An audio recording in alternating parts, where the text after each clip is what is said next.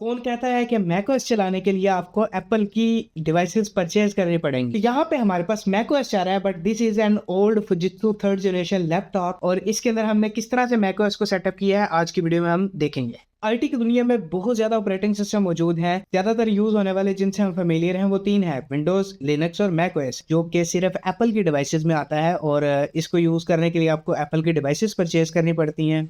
चलते हैं फिर अपनी वीडियो की तरफ और देखते हैं किस तरह से हमने इसको सेटअप करना है। मैकओएस को इस तरह से कोड किया गया है कि इसको किसी भी नॉन एप्पल हार्डवेयर के ऊपर रन नहीं किया जा सकता। तो हमें एक बूट लोडर चाहिए होगा जो कि बायोस के बाद रन करेगा और मैकओएस को ये दिखा रहा होगा कि हमारे जो हार्डवेयर हम चूज कर रहे हैं वो एक लेजिट एप्पल का हार्डवेयर है, इवन दो हमारे पास इंटेल का कोई बोर्ड लगा हो। तो इन शॉर्ट बूट लोडर एक ट्रिकिंग मैकेनिज्म बनाएगा जो कि मैकओएस को इंस्ट्रक्शन पास ऑन कर रहा होगा कि ये एप्पल की ही डिवाइस है और हमारे मैकओएस की जो जर्नी है वो स्मूथ होगी। आपका बूट लोड वेरी कर सकता है बट बेसिक स्टेप्स जो है वो सेम होंगे। मेरे पास एक i7 थर्ड जनरेशन का लैपटॉप है जिसके ऊपर मैं ये काम करवा रहा हूँ। तो इसके अंदर कई सारे हार्डवेयर हैं जिनको हमने पैच करना है और हर एक जनरेशन के लिए अलग बूट लोडर होगा, अलग सेटिंग होगी। तो देखते हैं स्क्रीन पे किस तरह से हमने इन सारी चीज़ों को कैरी ऑन करना है। सबसे इजी जो मेथड है वो हमारे पास एक स्क्रिप्ट है ओपन कोर सिंप्लीफाई। इसको सिंपली आपने डाउनलोड करके इस फाइल को रन करना है। ऑटोमेटेड वे ऑफ जनरेशन मिल जाएगा जिसके अंदर ये खुद ब खुद आपके हार्डवेयर को स्निप करके उसके मुताबिक आपको बूट लोडर बना के दे रही होगी। बड़ा इजी मेथड है, 3-4 क्लिक के अंदर आपका बूट लोडर रेडी हो जाएगा। बट मेरे लिए ये काम नहीं किया, मैंने 2-3 दफ़ा ट्राई किया है डिफरेंट हार्डवेयर के ऊपर भी। तो अगर आपका ये काम कर जाता है वेल एंड गुड, ट्राई ज़रूर कीजिएगा। नहीं करता तो आप जो है वो अगले मेथड्स पे स्किप कर सकते हैं। इसका स्निपेट, इसको कैसे यूज़ करना है वो मैं वीडियो के लास्ट में अटैच कर दूंगा, तो टाइम स्टैम्प के मुताबिक आप स्किप करके देख सकते हैं। दूसरा मेथड हमारा जो है वो इस वेबसाइट पे आपको मिल जाएगा। इसके ऊपर हमारे पास जो है वो EFA फोल्डर बने बनाए हमें मिल जाएंगे हमारे हार्डवेयर के मुताबिक। इसके लिए आपको अपने प्रोसेसर का मॉडल याद होना ज़रूरी है। तो हमारे पास जो हमारा है थर्ड जनरेशन की डिवाइस है, लेट मी शो यू। ये हमारी डिवाइस है जिसके ऊपर हमने सारा काम करना है। RDP सेशन जिसका मैंने लिया हुआ है, तो ये हमारे पास थर्ड जनरेशन की डिवाइस है और थर्ड जनरेशन इंटेल का कोड जो था वो आईवी ब्रिज था। तो हमने यहाँ पे आईवी ब्रिज के लिए जो है वो EFI है वो डाउनलोड करनी है। बायोस सेटिंग ये हमें बता रहा है कि कौन सी रखनी है। साटा को AHCI मोड पे रखना है, सिक्योर बूट को डिसेबल करना है, CSM को डिसेबल करना है, और ये सारी चीज़ें आ रही हैं। और लास्ट में हमारे पास यहाँ पे हमारी ओपन कोर की फोल्डर्स हैं वो आ चुके हैं। तो सबसे पहले देखें ये हमारे पास ओपन कोर डेस्कटॉप है। अब क्योंकि मैं लैपटॉप पे काम कर रहा हूँ तो मैं लैपटॉप वाले को चूज करूंगा, बट अगर आप डेस्कटॉप को यूज कर रहे हैं तो आप इनमें से चूज करेंगे। और ये हमारे पास नोटबुक्स आ गई हैं और ये क्लोवर बूट लोडर आ गया। तो नोटबुक्स के अंदर मेरे पास आईवी ब्रिज में मैं चला जाऊंगा और यहाँ पे मेरे पास मेरी जो EFI है वो डाउनलोड होना स्टार्ट हो चुकी है। तो ये था बना बनाया मेथड और इसके अंदर भी काफ़ी ज़्यादा हार्डवेयर जो है वो आपका काम कर जाएगा। और अगर आपका ये EFI भी काम नहीं करता तो थर्ड और लास्ट ऑप्शन आपके पास है, वो आपका है ये ओपन कोर डाल्टोनिया की गाइड। इसके मुताबिक सारे EFI बने हुए हैं, तो इसको आप बारी बारी सारी चीज़ों को देखेंगे और इसके मुताबिक अपने जो सेटिंग्स है वो सारे कुछ करेंगे। तो इसके अंदर इन्होंने प्री रिक्विजिट्स और सारी गाइडलाइन दी हुई है बड़ी डिटेल के साथ कि कौन सा CPU सपोर्टेड है, कौन सा GPU सपोर्टेड है। और आप इसको बारी बारी गो थ्रू करेंगे और यहाँ पे मतलब सारी डिटेल लेने के बाद आपने आना है कॉन्फ़िग में, इंटेल लैपटॉप कॉन्फ़िग, और हम आईवी ब्रिज पे काम कर रहे हैं। तो ये हमारे पास मेन जो स्टेप है, स्टार्टिंग पॉइंट है वो आ चुका है, जिसके अंदर हमने कुछ टूल डाउनलोड करने हैं और अपनी जो EFI की फाइल है वो बनानी है और अपने हार्डवेयर को स्निप करके पैच करना है। तो ये मेथड आप यूज़ कर सकते हैं और इस गाइड को फॉलो कर सकते हैं। तो यहाँ पे मेरे हार्डवेयर के मुताबिक ये 2 फाइल्स आ चुकी हैं और ये भी मैंने जो है वो डाउनलोड करके थोड़ी सी ट्वीक की हुई है और पहले टेस्ट की थी। तो इनको बारी बारी हम रख के देखेंगे कि कौन सी EFI मेरे लैपटॉप पे लगती है और कौन सी काम करती है। तो इसको मैं सिंपली यहाँ से कॉपी करूँगा और अपनी USB डिवाइस में इसको पेस्ट करूँगा। मेक श्योर करना है कि आप किसी भी पुराने EFI फोल्डर को डिलीट करके इसको पेस्ट कर रहे हो, आपने रिप्लेस नहीं करना फाइलों को, वरना ये कंपैटिबिलिटी इशू दे सकता है। और उसके बाद आपने इसको नाम दे देना है सिर्फ EFI का।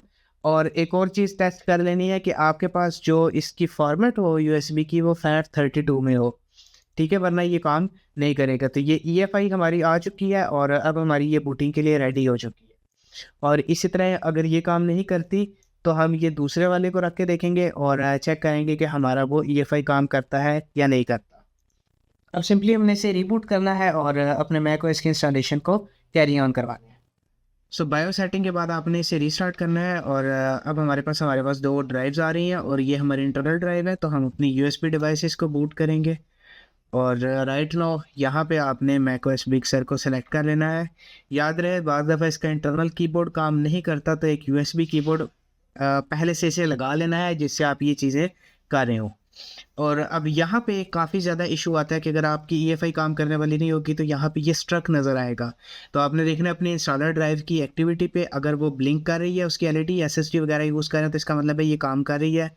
और इसको थोड़ी देर होने देना है और यहाँ पे टाइम लगा सकती है। अगर ये फिर भी स्ट्रक लगे तो फिर ईएफआई आप चेंज करें। हमारी मैकओएस रिकवरी जो है वो लोड हो चुकी है और अगर हम देखें तो हमारा ट्रैक पैड जो है वो मैं आपके सामने हाथ से मूव करवा रहा हूँ और हमारा कीबोर्ड और वाईफाई भी हमारा जो है वो काम कर रहा है। ट्रैक पैड का क्लिक इनका काम नहीं करता, तो माउस आपको साथ एक लगाना पड़ेगा और ये डिपेंड करता है आपकी ईएफआई पे। अगर आपकी ईएफआई के अंदर इन सब को इंजेक्ट आपने किया हुआ है तो ये काम कर जाएंगे। अब हम जाएंगे अपने डिस्क यूटिलिटी में, शो ऑल डिवाइसेस करेंगे और अपने पार्टीशन बना के मैक ओएस को इंस्टॉल करेंगे जैसे बिल्कुल हम एक नॉर्मल मैक डिवाइस में करते हैं। तो APFS फाइल सिस्टम हमने बना के इसको इरेज करना है। तो हमारा पार्टीशन बन चुका है मैक के नाम से। अब हम इसको इंस्टॉल मैक ओएस पे जाएंगे और कंटिन्यू करेंगे। इसको यहाँ से फिर से कंटिन्यू करेंगे और अपने मैक पार्टीशन को सिलेक्ट करके एंटर कर देंगे और इसको थोड़ी देर के लिए इंस्टॉलेशन होने देंगे। सो अवर हैकिंटॉश इज़ रेडी और अब हम इसको मज़ीद सेटअप करते हैं।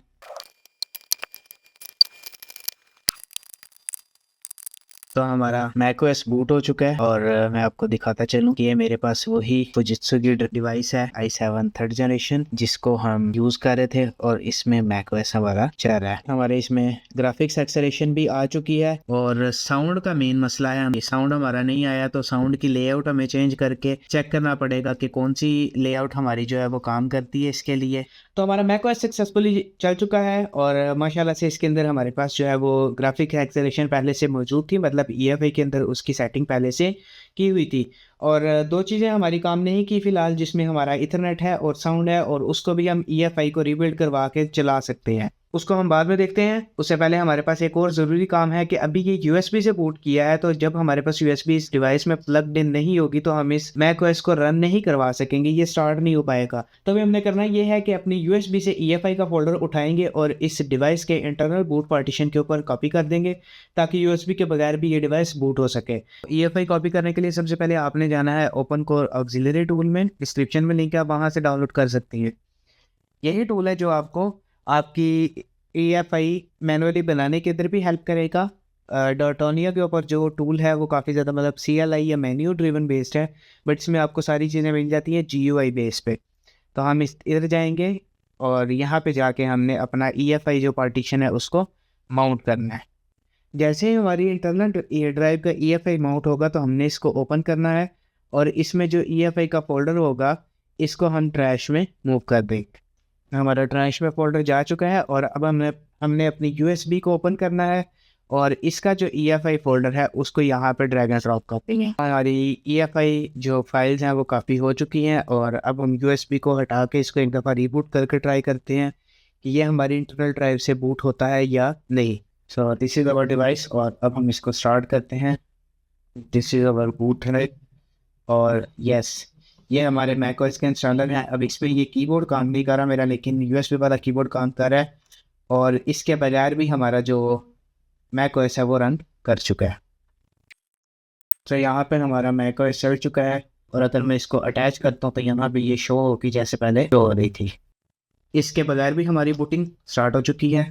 तो हमने USB के बगैर बूटिंग को भी हल कर लिया। अब चलते हैं इसके ऑडियो के इशू की तरफ और देखते हैं किस तरह से आपने मैनुअल EFI भी बनानी है, तो उसकी थोड़ी सी गाइडलाइन भी हम आगे डिस्कस करते हैं।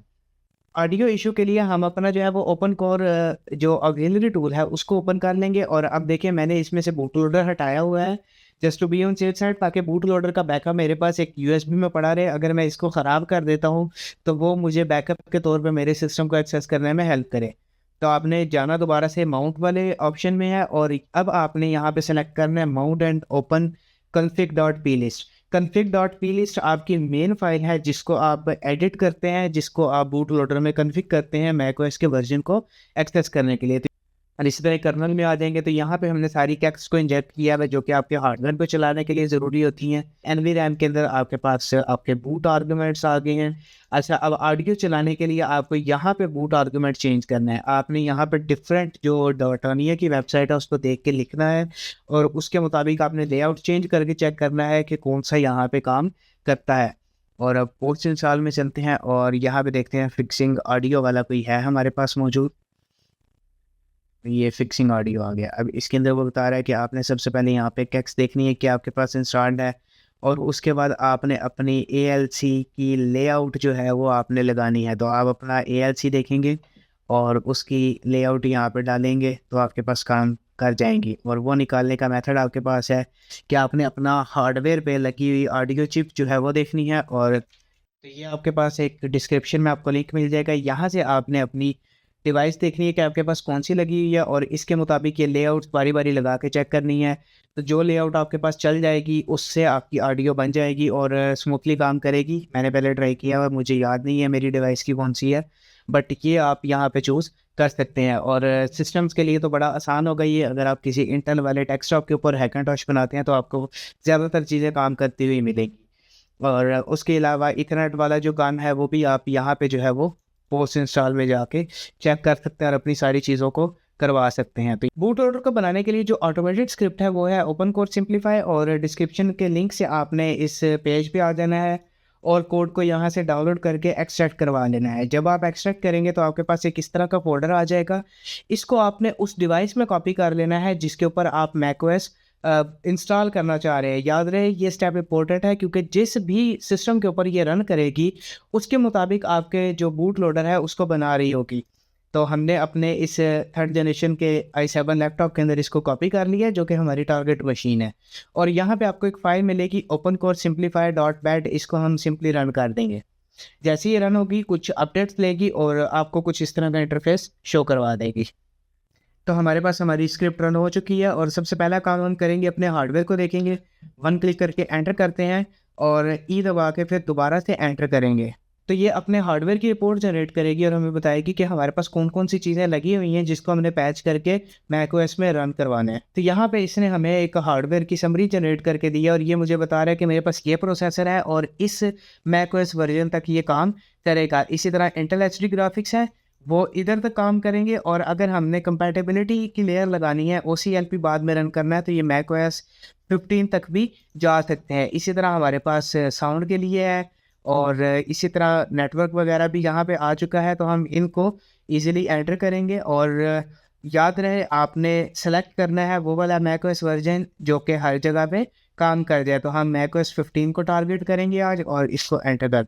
अब हमारे पास 15 था, OCLP रिक्वायर कर रहा है, नो डाउट हम इसको बाद में चल के रन कर देंगे। तो 15 पे हम इसको एंटर करते हैं। आई थिंक सो ये नहीं ले रहा। लेट्स से 12 को ट्राई करें, इसने भी नहीं लिया। 11 को ट्राई करें, कोई ना कोई तो वो ही किया। तो जैसे ही एंटर होगा तो हमारे पास ये आ चुका है वाईफाई डिवाइसेस वाला और इसको भी मैं 1 पे रखूँगा। इसको आप रीड कर सकते हैं अपना टाइम निकाल के। तो आपको सारी डिटेल्स ये दे रहा होगा और इसको भी मैं यस कर दूँगा। तो देखिए हमने macOS 11 वर्जन को टारगेट किया। अगर आपने गलत टारगेट कर दिया तो आप कभी भी किसी भी वक्त स्क्रिप्ट में जाके 2 प्रेस करेंगे और यहाँ पे इसको अपना वर्जन दे सकते हैं। तो दोबारा से हमने अपनी जो चीज़ें हैं वो सेलेक्ट की और आई थिंक ये 11 ही दे रहा है जो कि मैक्सिमम सपोर्टेड है ईजीली। और अब हमने अपना जो है वो SMBIOS वर्जन चूज़ करना है। तो फाइल दबाएंगे और यहाँ से हम अपने SMBIOS वर्जन को चूज़ करेंगे। तो देखिए इसने ऑटोमेटिकली जो है वो मेरा SMBIOS का वर्जन चूज़ किया हुआ है Ivy Bridge के मुताबिक। तो हम इसी को भी जाने दे सकते हैं या अगर आप चेंज करना चाहें तो वो भी आप कर सकते हैं। मैं इसको बैक कर दूँगा और 6 पे क्लिक करूँगा और ये ऑटोमेटिकली मेरा जो बूट लोडर है वो बनाना स्टार्ट कर देगा।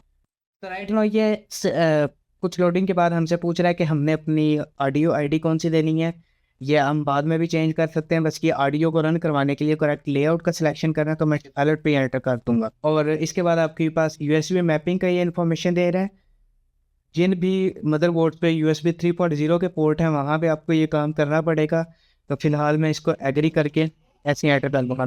मेरे इस डिवाइस को यूएसबी मैप इतना ज़्यादा ज़रूरी नहीं है फ़िलहाल के लिए, तो अगर आपके पास हायर डिवाइसेज़ हैं तो आप बना सकते हैं, बट फ़िलहाल हमारा गुज़ारा चल जाएगा।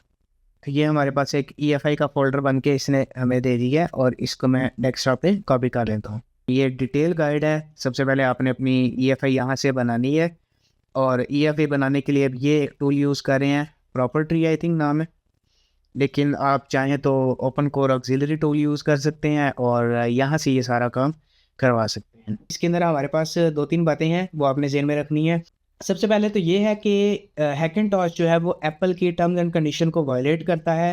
तो ये वीडियो सिर्फ एजुकेशनल पर्पस के लिए या टेस्टिंग पर्पस के लिए है, तो इसको आप जो है वो इसी सेंस में लीजिएगा। दूसरी बात ये है कि हैकिंटॉश आर अनस्टेबल। आप जितना मर्जी अच्छा हैकिंटॉश बना लें, जितना मर्जी टाइम लगा के इसको ऑप्टिमाइज कर लें, फिर भी हैकिंटॉश किसी ना किसी पॉइंट पे जाके आपको प्रॉब्लम्स देगा। अनप्रेडिक्टेबल होते हैं, अपडेट्स के बाद कुछ ब्रेक कर जाते हैं, कुछ जो है वो कोई ऐप आपने इंस्टॉल किया है वो बूट लोडर के साथ मसला कर जाएगा तो आपके ब्रेक हो जाएंगे। तो आपको डेली ड्राइवर के तौर पे इसको यूज़ करते हुए थोड़ा सा कॉन्शियस रहना पड़ेगा और आपने या तो ड्यूल बूट से करवाना है या फिर इसके साथ आपने कोई ऐसी डिवाइस ज़रूर रखनी है ताकि आपके इंपॉर्टेंट कोई काम है, अगर वो आप करने लगे हैं तो आपका काम प्रॉब्लम में ना आए। तीसरी बात जो मैं ऐड करना चाहूँगा वो ये है कि आप इसके लिए अगर अपना पहला हैकिंटॉश बना रहे हैं तो इंटेल के प्रोसेसर का इंतखाब कीजिएगा, क्योंकि इंटेल वाली साइड पे सपोर्ट थोड़ी सी ज़्यादा है। राइजन हम बना लेते हैं, कुछ मेथड्स हैं, बट उसमें थोड़ी सी कम्प्लेक्सिटी ज़्यादा ऐड हो जाती है। सो आज की वीडियो में हमने देखा किस तरह से आप मैक ओएस को किसी भी नॉन एप्पल हार्डवेयर के ऊपर इंस्टॉल कर सकते हैं। थोड़ा सा टफ ज़रूर है लेकिन डूएबल है और कुछ कंसिडरेशन इसमें है, कुछ टेक्निकलिटीज़ हैं, थोड़ा सा टाइम देना पड़ता है और हिट और मिस भी है कई सारे केसेस में। जैसे कि मैं अपनी मेन रिग पे पहले मैक ओएस को यूज़ कर रहा था डेली ड्राइवर के तौर पे, और फिर जब मैंने जीपीयू अपडेट किया तो आउट ऑफ सपोर्ट हो गया और अब मैं इसको यूज़ नहीं कर सकता। तो ये वाले मामलात भी आते हैं, तो ट्राई करें। अगर हो जाता है तो कमेंट सेक्शन में मुझे ज़रूर बताइएगा कि आपके पास कौन सी डिवाइस थी और किस डिवाइस का हैकिंटॉश आपने बनाया है। चैनल को सब्सक्राइब कीजिएगा और बेल आइकन को ज़रूर प्रेस कीजिएगा। वीडियो अच्छी लगी तो थम्स अप, नहीं अच्छी लगी तो अपनी फीडबैक या सजेशन को आप नीचे कमेंट सेक्शन में बता सकते हैं। मिलते हैं आपसे अगली वीडियो में। अपना बहुत सारा ख्याल रखिएगा। अल्लाह हाफिज़।